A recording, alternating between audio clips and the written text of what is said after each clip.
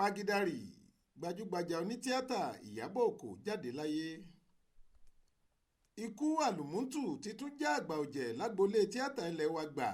Abilékọ Kudirat Odùkanwí tọ́pọ̀ èèyàn mọ̀ sí Iyabọ ti jáde láyé.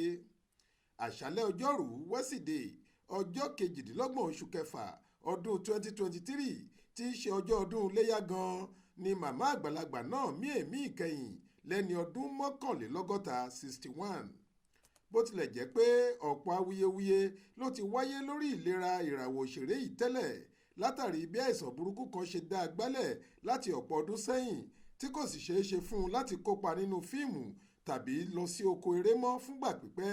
Síbẹ̀ Ọlọ́run lọ́ra ẹ̀mí obìnrin náà. Bí rúmọ̀ọ̀sì nípa ikú rẹ̀ ṣe ń wáyé látẹ̀yìnwá lọ̀rọ̀ náà ń já sírọ́. Lówùúrọ̀ ọjọ́ kejì ọdún iléyá ìyẹn ọjọ́bọ̀ tọ́sídẹ̀ẹ́ ọjọ́ 29 oṣù kẹfà yìí ni ọmọ olóògbé náà fúnra rẹ̀ Ọlámídé fi ìkéde ikú màmá rẹ̀ yìí léde lórí ìkànnì ayélujára Facebook rẹ̀.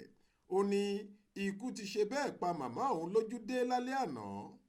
Ọmọ náà sọ pé àìsàn rọlápá rọlẹ́sẹ̀ kan ló ti dá màmá òun gbálẹ̀ láti bí ọdún 5 sẹ́yìn táwọn sì ṣe gbogbo àjò àti ìtọ́jú tó yẹ fún un bó tilẹ̀ jẹ́ pé àwọn ò ṣe ọ̀rọ̀ náà láláriwo rárá. Ọlámídé kò sọ jù bẹ́ẹ̀ lọ. A ò sì tí ì mọ húlẹ̀húlẹ̀ nípa bí ikú yìí ṣe wáyé gan àti ibi tí màmá náà dákẹ́ sí.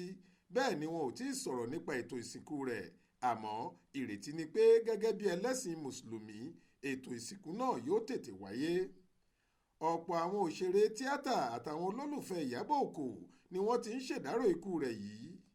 Fọlúkẹ́ Dáramọ́lá tó gbé ọ̀rọ̀ nípa ìṣẹ̀lẹ̀ ọ̀hún sórí ìkànnì Instagram rẹ̀ lọ́jọ́ tọ́sídẹ̀ẹ́ yìí sọ pé àfìgbà tá a pàdánù rẹ̀ sùn re o Iyabọ a ṣe gbogbo nǹkan tá a lè ṣe àmọ́ yíyẹ Ọlọ́run ju ẹ̀dá lọ.